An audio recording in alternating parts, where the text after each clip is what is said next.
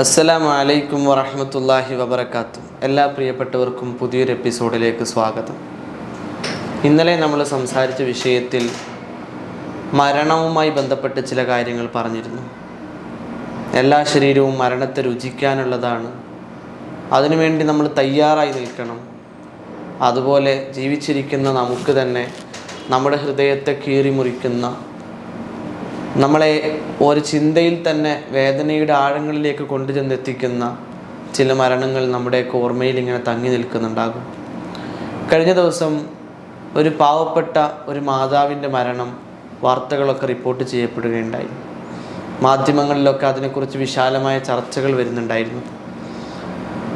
മരണം എന്താണ്, എങ്ങനെ സംഭവിച്ചു എന്നതിൻ്റെ ഒരു അടിസ്ഥാന കാരണം മാത്രമാണ് പലപ്പോഴും പലയിടങ്ങളിലും ചർച്ച ചെയ്യപ്പെട്ടിട്ടുണ്ടായത്. ഒരു പാവം മാതാവിനെ തെരുവ് നായകൾ കൂട്ടമായി ആക്രമിച്ച് കടിച്ചു കീറി, ഒരു കണ്ണ് മാത്രം ബാക്കിയാക്കി മുഖമൊക്കെ കടിച്ചു കീറി, ശരീരങ്ങളിലൊക്കെ വലിയ രീതിയിലുള്ള മുറിവുകളുണ്ടാക്കി, ആഴത്തിലുള്ള മുറിവുകളുണ്ടാക്കി, തെരുവ് നായയുടെ കൂട്ടമായ ആക്രമണത്തിനിരയായി ഒരു പാവം വൃദ്ധയായ മാതാവ് ഈ ലോകത്തോട് വിട പറയുകയുണ്ടായി. എങ്ങനെയാണ് ആ മാതാവിനെ തെരുവ് നായ ആക്രമിക്കാനുണ്ടായ സാഹചര്യം എന്താണ്? ഇത്രയും പ്രായമായ വൃദ്ധയായ, സ്വന്തം മര്യാദക്കൊന്ന് എഴുന്നേറ്റ് നടക്കാൻ പോലും കഴിയാത്ത, വേച്ച് നടക്കുന്ന ഒരു പാവം മാതാവ് എങ്ങനെയാണ് ഈ തെരുവ് നായകളുടെ മുമ്പിലേക്ക് എത്തിയത് എന്നതിനെക്കുറിച്ചുള്ള അന്വേഷണങ്ങൾക്കൊടുവിലാണ് ഞെട്ടിപ്പിക്കുന്ന, അതല്ലെങ്കിൽ വേദന തോന്നുന്ന, സങ്കടം തോന്നുന്ന ആ വാർത്ത നമ്മുടെയൊക്കെ മുമ്പിലേക്ക് എത്തിയത്. ആ മാതാവ് താമസിക്കുന്നത് അവരുടെ വീട്ടിലല്ല. വീടിൻ്റെ മുറ്റത്ത് ഒരൽപ്പം ദൂരെ, വീടിനോട് ഒരൽപ്പം ചേർന്ന് നിൽക്കുന്ന, നോക്കിയാൽ കാണാവുന്ന രീതിയിൽ ചേർന്ന് നിൽക്കുന്ന ഒരു ഷെഡിൽ വിറകൊക്കെ വെക്കാൻ വേണ്ടി നമ്മൾ വീട്ടിനോട് ചേർന്ന്, എന്നാൽ മുറ്റത്ത് നമ്മൾ സ്ഥാപിക്കുന്ന ചെറിയ ഒരു കൂര പോലെയുള്ള ഒരു വീടല്ലാത്ത സംവിധാനങ്ങൾ നമ്മളൊക്കെ ഒരുക്കാറുണ്ട്.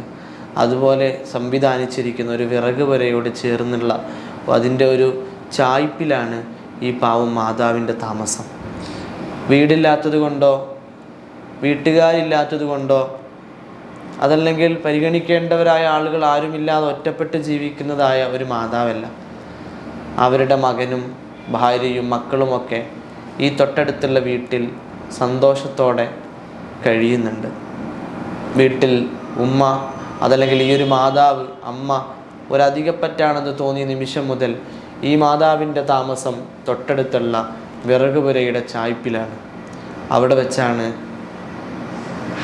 വീട്ടിൽ മക്കളാരുമില്ലാത്ത സമയത്ത്, വീട് പൂട്ടി അവർ പുറത്തു പോയ സമയത്ത്, ഈ വിറകിൻ്റെ ചായ്പിൽ കിടന്നൊന്ന് മയങ്ങിപ്പോയ മാതാവിനെ തെരുവ് നായകൾ കൂട്ടമായി ആക്രമിക്കുന്നത്. എൻ്റെ പ്രിയപ്പെട്ട, എൻ്റെ ശബ്ദം ശ്രവിക്കുന്ന എൻ്റെ ശ്രോതാക്കളോട് പലപ്പോഴായി നമ്മൾ പറയാറുള്ള ഒരു കാര്യമാണ്, പരിശുദ്ധ ഇസ്ലാം സ്വന്തം മാതാവിനെ എത്രമേൽ പരിഗണിക്കണമെന്നാണ് പഠിപ്പിച്ചിട്ടുള്ളത് എന്ന്. ഒരു കാര്യം മാത്രം വേദനയോടെയെങ്കിലും നമുക്ക് പറഞ്ഞു വെക്കാം: മാതാവിനോട് ചെയ്ത ഈ ക്രൂരതക്കൊന്നും ദുനിയാവിൽ വെച്ച് അനുഭവിക്കാതെ, അല്ലെങ്കിൽ ഞാനന്നങ്ങനെ ചെയ്തു പോയല്ലോ എന്നൊന്ന് നമ്മുടെ മനസ്സിൽ ഖേദത്തോടുകൂടെ ഒരു ചിന്തയെങ്കിലും നൽകാതെ അള്ളാഹു നമ്മെ ആരെയും തിരിച്ചു വിളിക്കില്ല. നമുക്ക് മക്കൾ വളരുന്നുണ്ട്, നമ്മുടെ മക്കളും ഇതൊക്കെ കണ്ടുപഠിക്കുന്നുണ്ട്. അവർക്ക് നമ്മൾ കൊടുക്കുന്ന ഒരു പാഠം, വളർന്നു വരുന്ന ചെറിയ പ്രായത്തിൽ തന്നെ എങ്ങനെ മാതാവിനെ പരിചരിക്കണം, എങ്ങനെ പിതാവിനെ കൂടെ നിർത്തണം, ചേർത്ത് നിർത്തണം എന്ന് പഠിച്ചു വരുന്ന മക്കൾക്ക് നമ്മൾ കൊടുക്കുന്ന പാഠം, പ്രായമായാൽ ഉമ്മയെയും ഉപ്പയെയും വൃദ്ധസദനത്തിൽ കൊണ്ടാക്കണം, അല്ലെങ്കിൽ ഇതുപോലെ വീട്ടിൻ്റെ തൊട്ടടുത്തുള്ള അഴുക്ക് മുറികളിൽ താമസിപ്പിക്കണം, അവരെ ശകാരിക്കണം, അവർക്ക് ഭക്ഷണം കൊടുക്കരുത്. ഇതൊക്കെയാണ് നമ്മൾ അവർക്ക് പകർന്നു കൊടുത്തുകൊണ്ടിരിക്കുന്ന പാഠം. പ്രിയപ്പെട്ടവരോട് പരിശുദ്ധ ഇസ്ലാം അതിനെയൊക്കെ കൃത്യമായി നിയന്ത്രിക്കാൻ ശ്രമിക്കുന്നുണ്ട്. റസൂൽ സല്ലല്ലാഹു അലൈഹി വസല്ലമയുടെ കാലത്ത് മരണപ്പെട്ടു പോയൊരു മനുഷ്യനുമായി ബന്ധപ്പെട്ട ഒരു സംഭവം പറയുന്നുണ്ട്. ഉമ്മ വന്നിട്ട് പറയുന്നുണ്ട് നബി തങ്ങളോട്, എൻ്റെ മകൻ എന്നെ വേദനിപ്പിച്ച സമയത്ത് ഞാൻ അവൻക്കെതിരെ ദുആ ചെയ്തു പോയിട്ടുണ്ട് എന്ന്. ആ സമയത്ത് മുത്തുനബി പറഞ്ഞു, ഇനി നിങ്ങളുടെ മകനെ മറവ് ചെയ്താൽ ഖബറിനകത്തും ഘോരമായ തീയാണ് അവനെ കാത്തിരിക്കുന്നത്, വലിയ ശിക്ഷകളാണ് അവനെ കാത്തിരിക്കുന്നത്. ഒരു മാതാവിൻ്റെ മാതാവിൻ്റെ തൃപ്തിയില്ലാതെ മരണപ്പെട്ട മകന് അങ്ങനെയുള്ള ശിക്ഷകളാണ്. നിങ്ങളവന് പൊരുത്തപ്പെട്ടു കൊടുക്കണം. ആ ഉമ്മ പറഞ്ഞു, എന്നെ അത്രയേറെ വേദനിപ്പിച്ചിട്ടുണ്ട്, എനിക്കൊന്ന് പൊരുത്തപ്പെട്ടു കൊടുക്കാൻ സാധിക്കുന്നില്ല. ഉമ്മയെ ഒന്ന് ഭയപ്പെടുത്താൻ മുത്ത് റസൂൽ സല്ലല്ലാഹു അലൈഹി വസല്ലമ തങ്ങൾ അനുചരന്മാരായ സ്വഹാബികളെ വിളിച്ചിട്ട് പറയുന്നു, നിങ്ങളെല്ലാവരും പോയി വിറക് ശേഖരിച്ചിട്ട് വരൂ, നമ്മുടെ ഈ സഹോദരനെ നമുക്ക് എവിടെ ഇട്ട് കത്തിച്ച് കളയാം. അപ്പോൾ നബി തങ്ങളോട് ഉമ്മ ചോദിക്കുന്നത്, എന്തിനാ നബി എൻ്റെ മോനെ കത്തിക്കുന്നത്? മുത്തുനബി പറഞ്ഞു, ഉമ്മയുടെ പ്രാർത്ഥന അവനെതിരാണെങ്കിൽ അവന് ഖബറിലും ഇത് തന്നെയാണ് ശിക്ഷ. അപ്പോൾ ഉമ്മ പറഞ്ഞു, വേണ്ട നബിയെ, ഞാൻ എൻ്റെ മോന് പുറത്തു കൊടുത്തിട്ടുണ്ട്. അങ്ങനെ ആ മകനെ മറവ് ചെയ്യുകയാണ് ഉണ്ടായത്. ഇങ്ങനെയുള്ള സംഭവങ്ങൾ ഇസ്ലാമിക അധ്യാപനങ്ങൾ ഏറെ നമുക്ക് കാണാൻ സാധിക്കും.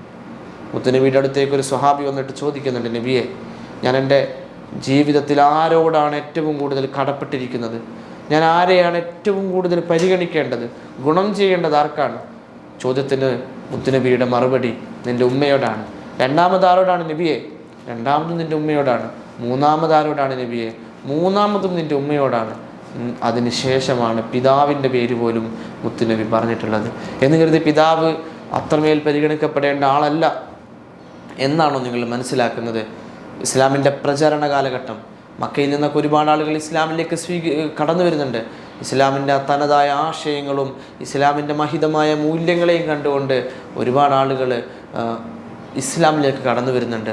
ആ സമയത്ത് ഒരു സ്വഹാബി ഒരു യുദ്ധത്തിന് വേണ്ടി, പ്രതിരോധത്തിന് വേണ്ടി ഒരുങ്ങുന്ന സമയത്ത് മുത്തുനബിയോട് ചോദിക്കുന്നുണ്ട്, മറുപക്ഷത്ത് എൻ്റെ പിതാവുണ്ട്, എൻ്റെ പിതാവ് ഇസ്ലാം സ്വീകരിച്ചിട്ടില്ല, എൻ്റെ പിതാവ് മറുപക്ഷത്തുണ്ട്, ഞാൻ ആ പിതാവിനോട് കരുണ കാണിക്കണോ നബിയെ എന്ന് ചോദിച്ച സമയത്ത് മുത്തുനബി കൊടുത്തൊരു മറുപടി, നിൻ്റെ പിതാവ് ഏത് മതക്കാരനായിക്കോട്ടെ, എന്ത് സ്വഭാവക്കാരനായിക്കോട്ടെ, എത്ര വലിയ നീചനാണെങ്കിലും അവനോട് കരുണ കാണിക്കണമെന്ന് പഠിപ്പിച്ച അത്രയും വലിയ മാതൃത്വത്തിനും പിതൃത്വത്തിനും വലിയ സ്ഥാനം നൽകിയ മതമാണ് ഇസ്ലാം. അത്രയും വലിയ ഉദാഹരണങ്ങളിലൂടെ, അത്രയും വലിയ പാഠങ്ങളിലൂടെ നമ്മുടെ ഉള്ളിലേക്കത് തള്ളിക്കയറ്റാൻ ശ്രമിച്ച ഒരു പ്രവാചകനാണ് മുത്ത് റസൂൽ സല്ലല്ലാഹു അലൈഹി വസല്ലം തങ്ങൾ.